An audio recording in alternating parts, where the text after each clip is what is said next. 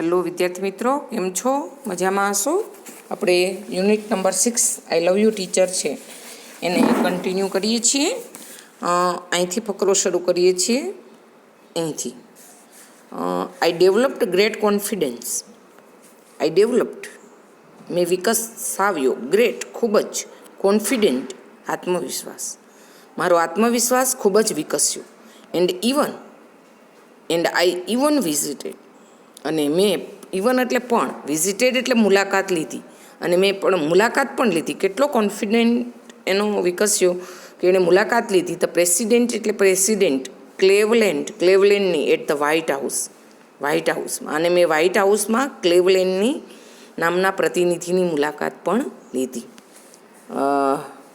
આઈ developed great confidence, મારો આત્મવિશ્વાસ ખૂબ જ વિકસવા લાગ્યો. And I even visited the president Cleveland at the White House, અને વ્હાઇટ હાઉસમાં મેં પ્રેસિડેન્ટ ક્લેવલેન્ડની મુલાકાત પણ લીધી. અહીંથી શરૂ કરીએ. ઇન 1890, 1890માં, at the age of about 10, 10 વર્ષની ઉંમરે, આઈ મૂવડ, હું ગઈ to the Perkins Institute. Perkin એટલે નામ છે ને ઇન્સ્ટિટ્યૂટ એટલે સંસ્થા.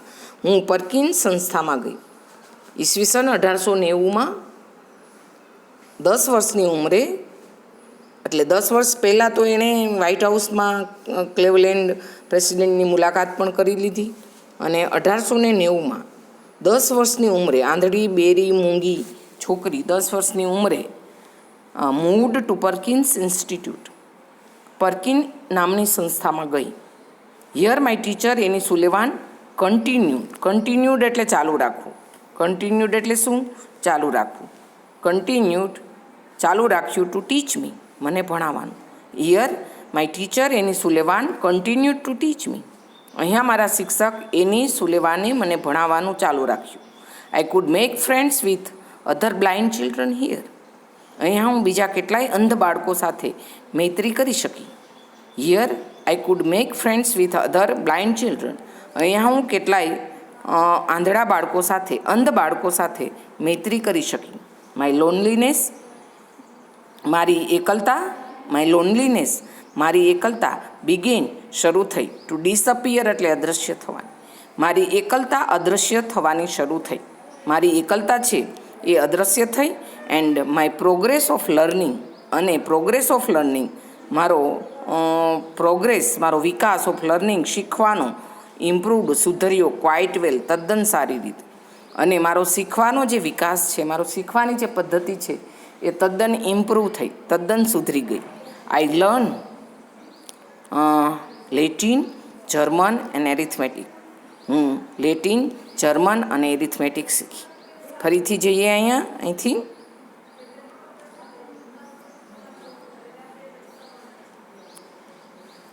આઈ ડેવલપ ગ્રેટ કોન્ફિડન્સ, મારો આત્મવિશ્વાસ ખૂબ વધ્યો. And I even visited the president Cleveland at White House, અને વ્હાઇટ હાઉસમાં પ્રેસિડેન્ટ ક્લેવલેન્ડની મેં મુલાકાત લીધી. In 1819 at the age of 10, ઈસવીસન 1890માં 10 વર્ષની ઉંમરે, I moved to Perkins Institute, હું પર્કિન્સ ઇન્સ્ટિટ્યૂટમાં ગઈ.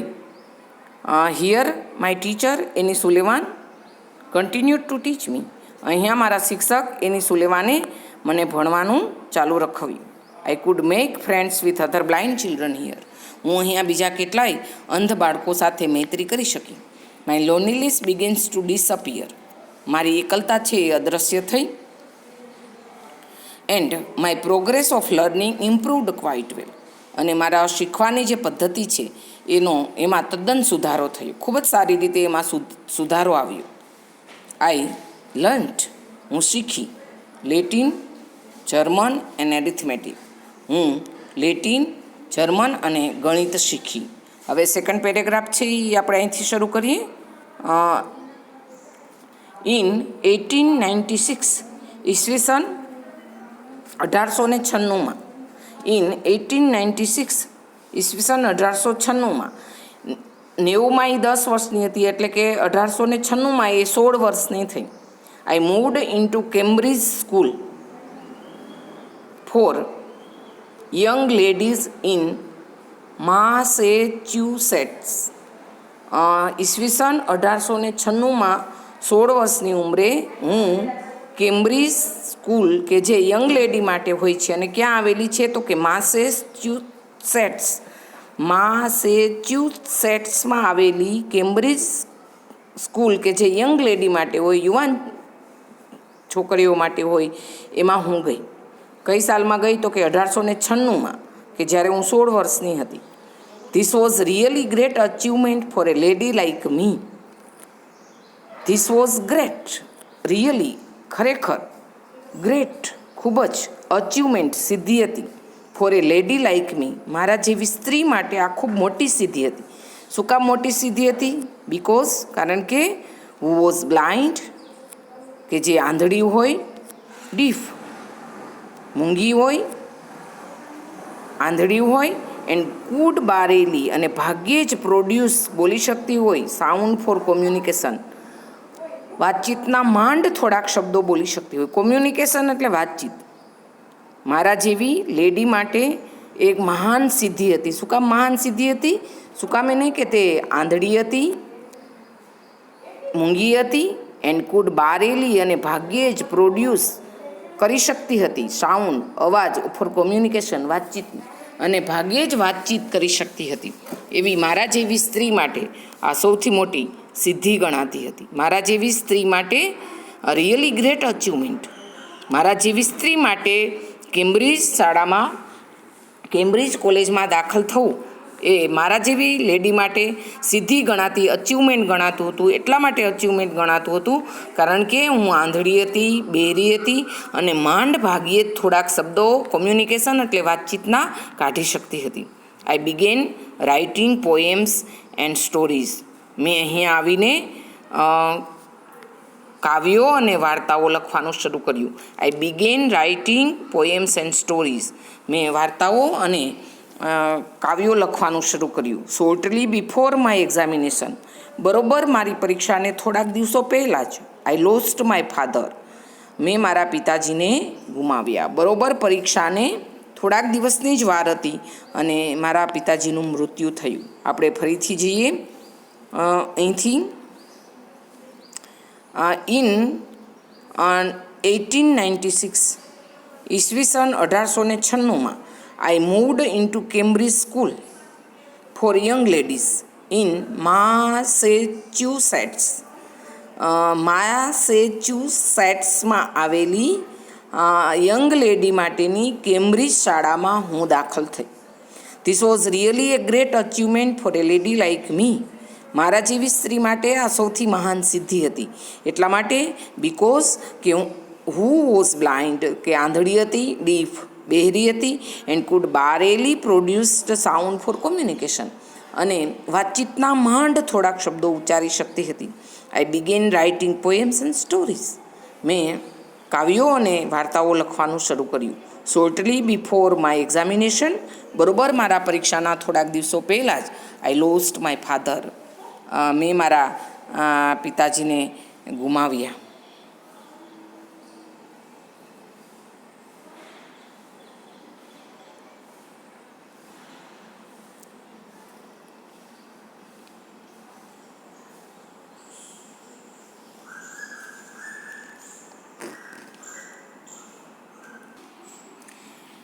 ઓલ્ધો, જોકે ઇમોશનલી ડિસ્ટર્બ, હું લાગણીની રીતે, ઇમોશનલી, લાગણીની રીતે ડિસ્ટર્બ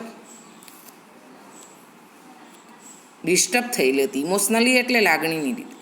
ઓલ્ધો, જોકે ઇમોશનલી ડિસ્ટર્બ, હું ઇમોશનલી ડિસ્ટર્બ હતી, માનસિક રીતે હું ઘવાયેલી હતી. I did my best in the examination. Examination એટલે પરીક્ષા. મેં પરીક્ષામાં મારો શ્રેષ્ઠ દેખાવ કર્યો. I did my best in examination.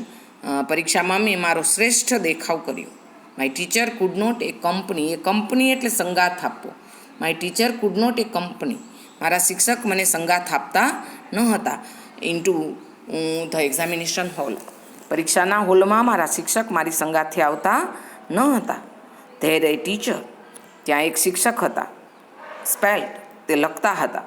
The question, પ્રશ્નોને. ઇન માય હેન્ડ, મારા એક હાથમાં.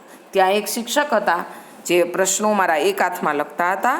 And I typed out the answer, અને હું તેના પ્રશ્નના જવાબ આપતી હતી.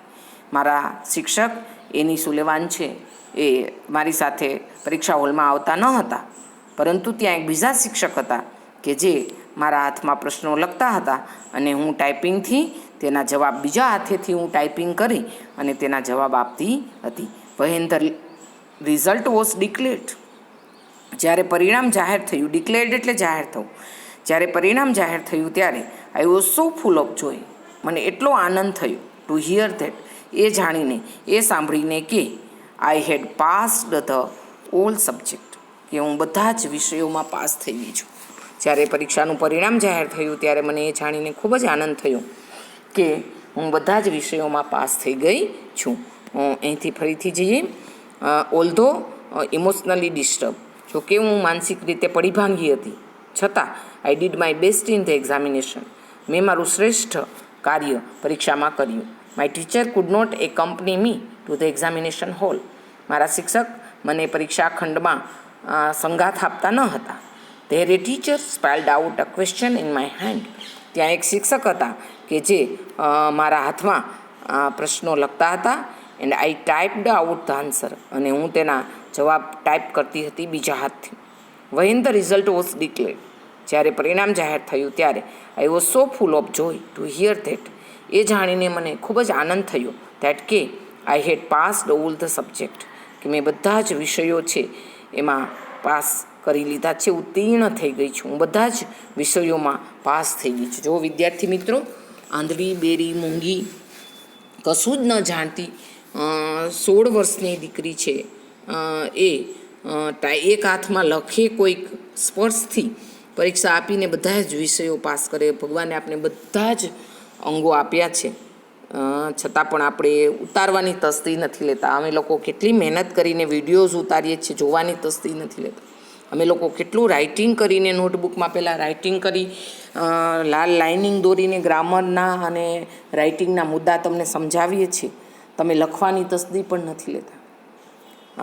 20 ગુણના માર્ક્સ છે તમારી ઇન્ટરનલ પરીક્ષાના, એ તમારી નિબંધની બુકના અને તમારી એસેની બુકના અને ગ્રામરની બુકના જ છે.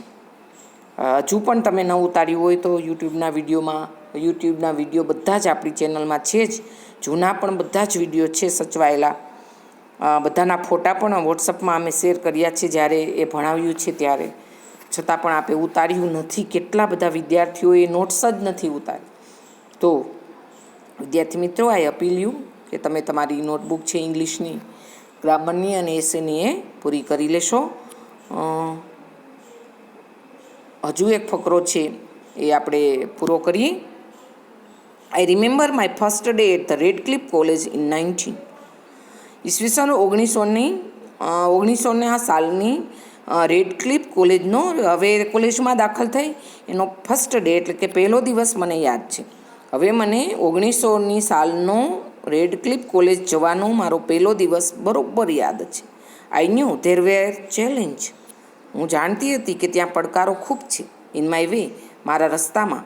But I was eager two overcome એટલે ઓછું કરવું. આઈ વોઝ ઈગર, હું આતુર હતી, ટુ ઓવરકમ ઓછું કરવાનું, તેમને, અને આ પડકારો છે એને ઓછા કરવા માટે હું આતુર હતી. મને ખબર હતી કે કોલેજમાં મારી સામે ઘણા બધા પડકારો છે, છતાં પણ આ પડકારોને હું ઓછા કરવા માંગતી હતી. ધ પ્રોફેસર લુક્ડ ફાર અવે, એટલા દૂર લાગતા હતા. ટીચર્સ મને, કોલેજના પ્રોફેસર મને એટલા દૂર લાગતા હતા, એઝ ઇફ, જાણે કે ધે વેર સ્પીકિંગ, તેઓ બોલી રહ્યા હતા, થ્રુ અ ટેલિફોનમાંથી બોલતા હોય એટલા દૂર મને લાગતા હતા. એટલું મને ધીમું સંભળાતું હતું, જાણે કે ફોનમાં બોલતા હોય એવું મને લાગતું હતું.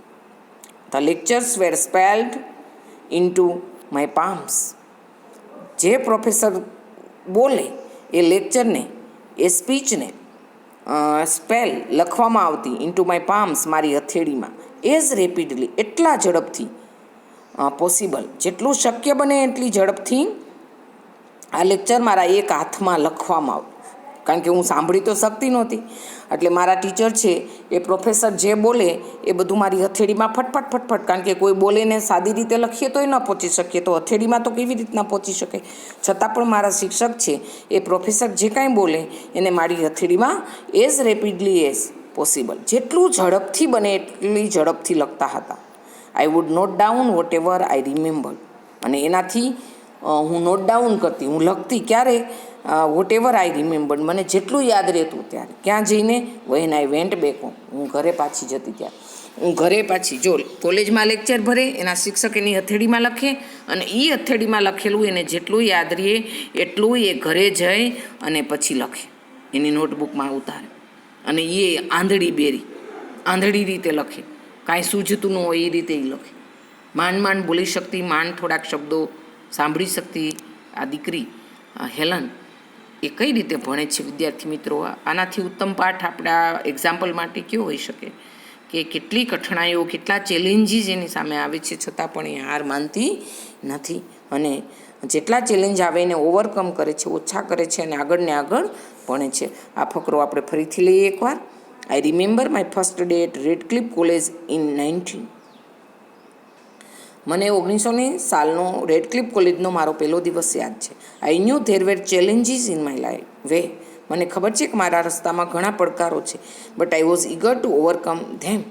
પણ હું તેને ઓછા કરવા માટે આતુર હતી. The professor looked far away.